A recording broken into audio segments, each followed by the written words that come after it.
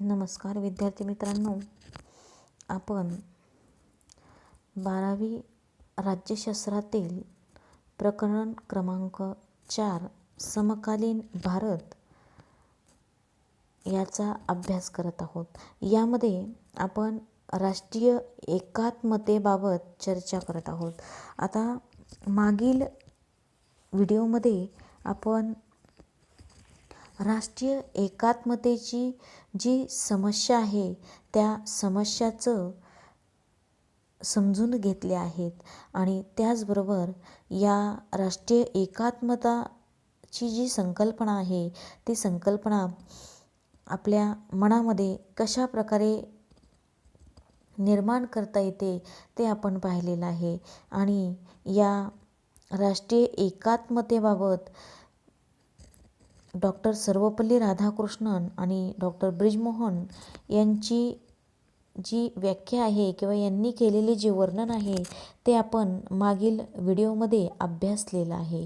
आता या भागामध्ये आपल्याला राष्ट्रीय एकात्मतेशी संबंधित असणारी जी समान मूल्ये आहेत त्या मूल्यांचा अभ्यास आपल्याला या व्हिडिओमध्ये करावायचा आहे. आता विद्यार्थ्यांनो, राष्ट्रीय एकात्मता, आता पहा, राष्ट्रीय एकात्मता हा एक महत्त्वाचा घटक आहे राष्ट्र निर्माण होण्यासाठी. आणि राष्ट्र एकात्मतेशी निगडीत सर्व विषयांचा आढावा घेण्यासाठी पहा, 1962 साली राष्ट्रीय परिषद घेण्यात आली होती आणि त्या परिषदेअंतर्गत संपूर्ण राष्ट्रीय एकात्मतेशी जी उद्दिष्टे आहेत, म्हणजेच थोडक्यात समान नागरिकत्व, विविधतेतून एकता, धार्मिक स्वातंत्र्य, धर्मनिरपेक्षता, समानता, सामाजिक, आर्थिक आणि राजकीय न्याय, बंधुत्व ही राष्ट्रीय एकात्मतेची महत्त्वाची घटक आहेत. आता महत्त्वाचे घटक आहेत आणि हे जे आहेत ते देशाची बलस्थाने आहेत. आपल्या देशाची म्हणजेच थोडक्यात भारताचे बलस्थाने आहेत. आणि या अंतर्गतच आपल्या भारताने 1962 साली हे उद्दिष्ट समोर ठेवून राष्ट्रीय एकात्मता परिषद निर्माण केलेली आहे. आणि त्या ठिकाणी एकात्मता परिषद ही जी राष्ट्रीय एकात्मताची जी मूल्ये आहेत त्या मूल्यावर दृढ विश्वास ठेवून जी राष्ट्रीय एकात्मताची मूल्ये आहेत ते साध्य करण्यासाठी ही राष्ट्रीय एकात्मता परिषद प्रयत्न करताना आपल्याला पाहावयास मिळते. मग चला तर आपण पाहूया ते राष्ट्रीय एकात्मतेशी संबंधित असणारी जी समान मूल्ये आहेत ते कोणते आहेत. आता पहा, यामध्ये एकूण 7 मूल्ये या ठिकाणी या राष्ट्रीय एकात्मतेची सांगितलेली आहेत. आता त्यामध्ये पहा, राष्ट्रीय एकात्मतेशी संबंधित असणारी मूल्ये, त्यामध्ये पहिला जो मुद्दा आहे तो म्हणजे पहा, समान नागरिकत्व. म्हणजे या ठिकाणी प्रत्येक नागरिकाला समान नागरिकत्व, कारण भारतामध्ये जन्माला येणाऱ्या प्रत्येक नागरिकाला समान नागरिकत्व मिळालं पाहिजे. आता त्यानंतर दुसरं जे मूल्य आहे ते म्हणजे विविधतेतील एकता. पहा, तर या अगोदरही तुम्हाला मी सांगितलेलं विद्यार्थ्यांनो की आपल्या भारतामध्ये सामाजिक बाबतीमध्ये असो, आर्थिक बाबतीमध्ये असो, सांस्कृतिक बाबतीमध्ये असो, भाषिक बाबतीमध्ये असो, प्रत्येक राज्याची ही संस्कृती कशी आहे, वेगळी आहे. आणि ही विविधता असून देखील एकता आहे आणि तेच म्हणजे एक राष्ट्रीय एकात्मतेचं मूल्य आपल्याला सांगता येईल, ते म्हणजे विविधतेतील एकता. आता त्यानंतर तिसरं जे मूल्य आहे ते म्हणजे राष्ट्राप्रती निष्ठा. कारण तुम्हाला सांगितलेलं आहे राष्ट्र निर्माण होण्यासाठी आपल्याला राष्ट्रीय एकात्मता हवी आहे आणि राष्ट्रीय एकात्मता निर्माण होण्यासाठी आपल्याला आपल्या राष्ट्राशी एकनिष्ठ राहणं गरजेचं आहे. आणि त्यामुळे तिसरं जे मूल्य आपल्याला सांगता येईल या राष्ट्रीय एकात्मतेचं ते म्हणजे राष्ट्रीय निष्ठा.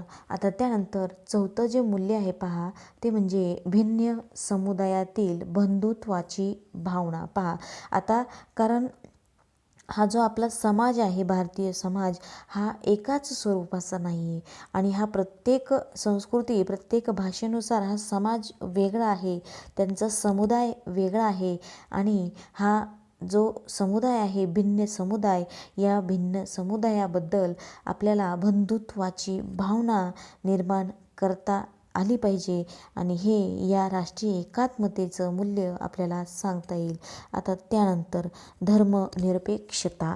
आता धर्मनिरपेक्षता हा शब्द काही तुम्हाला विद्यार्थ्यांनो नवा नाही, कारण पूर्वीपासून म्हणजेच तुम्ही नागरिकशास्त्रामध्ये देखील अभ्यासलेलं आहे. भारताचं जे संविधान आहे त्या संविधानामध्ये सुद्धा धर्मनिरपेक्षता हा शब्द घालण्यात आलेला आहे आणि धर्मनिरपेक्षता म्हणजे या ठिकाणी आपल्याला प्रत्येक व्यक्तीला आपल्या इच्छेनुसार धर्माचं आचरण करणे, धर्माचा प्रचार करणे हे संविधानाने दिलेलं आहे आणि तेच धर्मनिरपेक्षता हे या राष्ट्रीय एकात्मतेचं मूल्य आपल्याला सांगता येईल.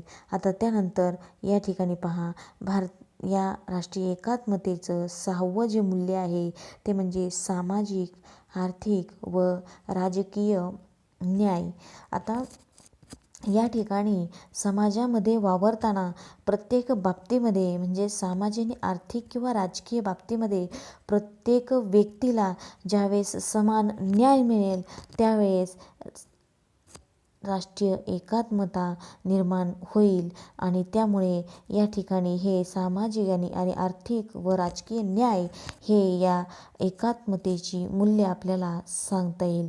त्याचनंतर 7वं आपल्याला जे मूल्य सांगता येईल ते म्हणजे समानता आणि समानता हे राष्ट्रीय एकात्मतेचं मूल्य महत्त्वाचं आहे, कारण सामाजिक विविधता असल्यामुळे त्या ठिकाणी प्रत्येक व्यक्तीला प्रत्येक गोष्टीमध्ये समानता हवी आहे. कारण समाजामध्ये वावरत असताना विद्यार्थ्यांनो, व्यक्तीला जर समानता प्राप्त झाली तर त्या ठिकाणी आपुलकी निर्माण होते आणि त्यामुळे एकात्मता निर्माण होते आणि त्यामुळे समानता हे या राष्ट्रीय एकात्मतेचं एक समान मूल्य आपल्याला सांगता येईल. अशा प्रकारे राष्ट्रीय एकात्मतेची ही 7 मूल्ये एकूण सांगता येतील. आता पहा, ही जी राष्ट्रीय एकात्मता आहे, ही एकात्मता कशा स्वरूपाची आहे हे आपण अभ्यासलं, त्याची मूल्ये कशी आहेत ते आपण अभ्यासलं. त्याचबरोबर राष्ट्रीय एकात्मताची जी समस्या आहे ते आपण अभ्यासलं. मग या राष्ट्रीय एकात्मतेबद्दल, त्या राष्ट्रीय एकात्मता साधण्याच्या प्रक्रियेमध्ये राज्याची काय भूमिका आहे ते आपण थोडक्यात पाहूया. म्हणजेच या ठिकाणी जी राष्ट्रीय एकात्मता आहे, या राष्ट्रीय एकात्मता संदर्भात राज्याची भूमिका कशा प्रकारची आहे ते आपण थोडक्यात अभ्यासू. आता पहा, राष्ट्रीय एकात्मता ही एक राज्याची यामध्ये भूमिका कोणती, त्याचबरोबर ही भूमिका कोणत्या संदर्भानुसार साध्य केली जाते हे आपल्याला समजणं गरजेचं आहे. कारण राष्ट्र निर्माण होण्यासाठी या ठिकाणी राष्ट्रीय एकात्मता आवश्यक आहे आणि राष्ट्रीय एकात्मते संदर्भात राज्याची भूमिका देखील तितकीच महत्त्वाची आहे. आता पहा विद्यार्थ्यांनो, राष्ट्र उभारणीच्या कार्यामध्ये सहभाग घेणे, त्याचबरोबर ज्या मूल्यासाठी राष्ट्र तयार झाले आहे त्याला प्रोत्साहन देणे, त्याचबरोबर समाजामध्ये शांतता निर्माण करणे आणि देशाची जी आर्थिक प्रगती आहे त्या प्रगतीपासून कोणालाही रोखता येऊ नये, प्रत्येकाची प्रगती व्हावी. त्याचबरोबर नागरिकांचे जे अंतर्गत आणि परकीय आक्रमण आहे त्याचं संरक्षण करणे, ही सगळी जबाबदारी विद्यार्थ्यांनो ही कोणाची असते, राज्याची असते. आणि राज्याची भूमिका या एकात्मते संदर्भात कशा स्वरूपाची आहे हे आपल्याला खालील मुद्द्यानुसार लक्षात येईल आणि किंवा खालील प्रक्रियेनुसार आपल्याला राष्ट्रीय एकात्मता साधण्याच्या प्रक्रियेमध्ये राज्य काय भूमिका बजावते हे आपल्याला स्पष्ट करता येईल. आता पहा, यामध्ये राज्य हे या ठिकाणी सांस्कृतिक व सामाजिकदृष्ट्या भिन्न गटांना एकत्र आणून त्यांची एक राष्ट्रीय ओळख निर्माण करते. पहा, या ठिकाणी पहिलं कार्य राज्य कोणतं करतं पहा, सांस्कृतिक आणि सामाजिकदृष्ट्या जे भिन्न घटक आहेत. आत्ताच मी तुम्हाला सांगितलं, आपला जो समाज आहे तो भिन्न समुदायाने बनलेला आहे आणि हा भिन्न समुदायाने बनलेला जो समाज आहे तो सांस्कृतिकदृष्ट्या आणि सामाजिकदृष्ट्या एकत्र आणण्याची जबाबदारी हे कोण घेत असतं, राज्य घेत असतं आणि त्यानुसार त्यांची एक राष्ट्रीय ओळख निर्माण हे राज्य करत असतं. आणि त्यानंतर दुसरी जबाबदारी किंवा भूमिका आपल्याला सांगता येईल ती म्हणजे जे लहान लहान प्रदेश आहेत ते अथवा राजकीय, सामाजिक व सांस्कृतिक गटावर एक राष्ट्रीय सत्ता प्रस्थापित करणे हे राज्याचं दुसरं काम आहे. म्हणजेच लहान लहान प्रदेश किंवा जे सांस्कृतिक गट आहेत, सामाजिक गट आहेत, राजकीय गट आहेत, त्यांच्यावर एक राष्ट्रीय सत्ता प्रस्थापित करून त्या ठिकाणी त्यांना राष्ट्र निर्मितीसाठी किंवा राष्ट्रीय एकात्मतेसाठी प्रोत्साहित करण्याचं काम हे राज्य करत असतं. त्यानंतर राज्याची तिसरी जी भूमिका आहे ती म्हणजे पहा, राज्य आणि जनता यामध्ये सुसंवाद साधून त्या ठिकाणी जनतेमध्ये एक वेगळी इच्छा, आकांक्षा निर्माण करणे हे राज्य बजावत असतं. कारण सुसंवाद साधल्याशिवाय विद्यार्थ्यांनो त्या ठिकाणी कुठलीही गोष्ट आपल्याला लक्षात येत नाही. त्यामुळे राज्य हे जनतेची सुसंवाद साधून जेणेकरून जनतेच्या लोकांची स्थिती कशा प्रकारची आहे आणि त्यांची इच्छा आकांक्षा कशा प्रकारची आहे हे जाणून घेण्यासाठी राज्य हे जनतेशी काय करत असते, सुसंवाद साधत असते आणि त्यामधून आपलं राज्य या ठिकाणी एकात्मतेसंदर्भात भूमिका बजावत असते. आता या नंतर या राज्याच्या भूमिकेमध्ये चौथं पहा, जे जबाबदारी आहे ती म्हणजे सामाजिक सुव्यवस्था राखणे आणि त्यासाठी जे काही उद्दिष्ट आहेत किंवा जे काही मूल्य आहेत ते विकसित करणे. कारण आपण आत्ताच पाहिलं वरती जी राष्ट्रीय एकात्मतेची जी मूल्य आहेत म्हणजे समान नागरिकत्व असतील, राष्ट्रप्रतिनिष्ठा असेल, धर्मनिरपेक्षता असेल, समानता असेल, हे जे राष्ट्रीय एकात्मता संदर्भात असणारी जी मूल्य आहेत ते मूल्य किंवा राष्ट्रीय एकात्मताची जी उद्दिष्ट आहेत ते उद्दिष्ट विकसित करण्याचं काम हे राज्य करत असतं आणि त्याद्वारे सामाजिक सुव्यवस्था राखण्याचं काम देखील या ठिकाणी राज्य करत असते. अशा प्रकारे राज्य या 4 मुद्द्यांच्या आधारे आपल्याला सांगता येईल की राष्ट्रीय एकात्मता संदर्भात राज्याची भूमिका कशा प्रकारची आहे. आता पहा, आपण पुढील मुद्दा अभ्यास होतो म्हणजे आपल्या भारतामध्ये राष्ट्रीय एकात्मताची समस्या कशा प्रकारची आहे आणि त्या समस्येला आपल्या भारताने कशा प्रकारे तोंड दिलेलं आहे. पहा, आता 1947 साली आपला भारत देश स्वतंत्र झाला आणि तेव्हा ज्यावेळेस आपला भारत देश स्वतंत्र झाला ते पहा, तेव्हा आपल्या भारतासमोर अनेक समस्या होत्या विद्यार्थ्यांनो. आता ह्या समस्या तुम्हाला तर माहितीच आहे आणि त्या समस्यामधील आपल्याला सांगता येईल उदाहरण ते म्हणजे आर्थिक मागासलेपण, त्याचबरोबर गरिबी, निरक्षरता, सामाजिक विषमता इत्यादी. या ज्या समस्या आहेत या आपल्या भारतासमोर ज्यावेळेस स्वातंत्र्य मिळालं त्यावेळेस होत्या आणि ज्यावेळेस स्वातंत्र्य चळवळ होती त्यावेळेस भारतीय समोर जी काही मूल्य, जी काही उद्दिष्ट होते त्याच आधारावर राष्ट्र उभारणीचा पाया ठरला गेला आणि त्यामुळेच आपल्या भारताला स्वातंत्र्य मिळालेलं आहे.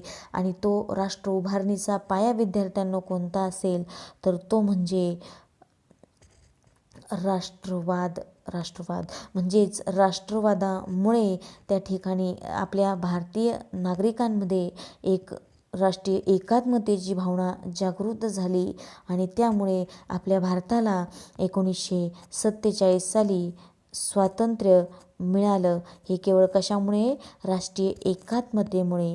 आणि राष्ट्रीय एकात्मतेमुळे कारण राष्ट्रवाद निर्माण झाला आणि त्यामुळे राष्ट्रवादाबरोबरच धर्मनिरपेक्षता आणि लोकशाही त्याचबरोबर जे एकात्मतेचे मूल्य आहे हे मूल्य समोर ठेवून त्या ठिकाणी भारताने स्वातंत्र्य चळवळीमध्ये भारतीय लोक एकत्र येऊन त्या ठिकाणी भारताला 1947 साली स्वातंत्र्य मिळालेलं आपल्यास पाहावयास मिळते. पहा विद्यार्थ्यांनो, म्हणजेच जी काही उद्दिष्ट आहेत हे उद्दिष्ट या ठिकाणी समोर ठेवून आपल्या भारताला स्वातंत्र्य मिळालेलं आहे. आता उदाहरणार्थ आर्थिक प्रगती आणि सामाजिक परिवर्तन हे सुद्धा आपल्याला भारताच्या स्वातंत्र्य चळवळीमध्ये याचे सुद्धा आपल्याला वर्णन करता येईल. आता स्वातंत्र्यानंतर भारताची एकता जपणं आणि ती बळकट करणं हे महत्त्वाचं कार्य होतं आणि भारतीयामध्ये एकता आपोआप निर्माण होणार नव्हती, तर भारताच्या जी प्रादेशिक, वांशिक आणि भाषिक विविधता मान्य करून एकता वाढवण्यासाठी प्रयत्न करावे लागणार होते. कारण पहा, ज्यावेळेस भारताला स्वातंत्र्य मिळालं त्यावेळेस एकात्मतेमुळे भारताला स्वातंत्र्य मिळालं, परंतु स्वातंत्र्यानंतर ही एकता जपून ठेवणं तितकंच महत्त्वाचं होतं. कारण प्रदेशानुसार वांशिक, भाषिक, धार्मिक ही विविधता होती आणि त्यामुळे या ठिकाणी एकता वाढवण्यासाठी प्रयत्न करावे लागत होते आणि हीच भारतीयापुढे एक राष्ट्रीय एकात्मतेची समस्या निर्माण झाली आणि राजकीय समुदाय म्हणून लोकांमध्ये एकता निर्माण करण्याशी संबंधित या ठिकाणी भारतीय लोकांमध्ये निर्माण करावी लागली आणि त्या संदर्भात राष्ट्रीय एकात्मता प्रस्थापित करण्यासाठी आणि समाज परिवर्तन करण्यासाठी या ठिकाणी भारताने लोकशाही शासन व्यवस्थेचा स्वीकार आपल्या भारताने स्वातंत्र्यानंतर केलेला आहे. कारण लोकशाही व्यवस्थेनुसारच आपण या ठिकाणी आपल्या देशाची तर प्रगती साधलीच जाऊ शकते, त्याचबरोबर आपल्या राष्ट्रातील जी एकता आहे ती एकात्मता टिकवण्यास मदत होईल. या दृष्टीने आपल्या भारताने लोकशाही शासन व्यवस्थेचा स्वीकार केलेला आपणास दिसून येतो. पहा विद्यार्थ्यांनो, स्वातंत्र्यानंतर भारत हा नवजात राष्ट्रीय एकात्मता निर्माण करण्यासाठी जाणीवपूर्वक प्रयत्न करत होता. पहा, कारण स्वातंत्र्य मिळाल्यानंतर भारताने नव्याने सुरुवात केलेली होती आणि त्यामुळे या संदर्भात भारताने संविधानानुसार आपला राज्यकारभार सुरू केला आणि त्याद्वारे आपल्या भारताची एकात्मता टिकवून ठेवण्यास हळूहळू सुरुवात केलेली आपणास दिसून येते आणि या अंतर्गत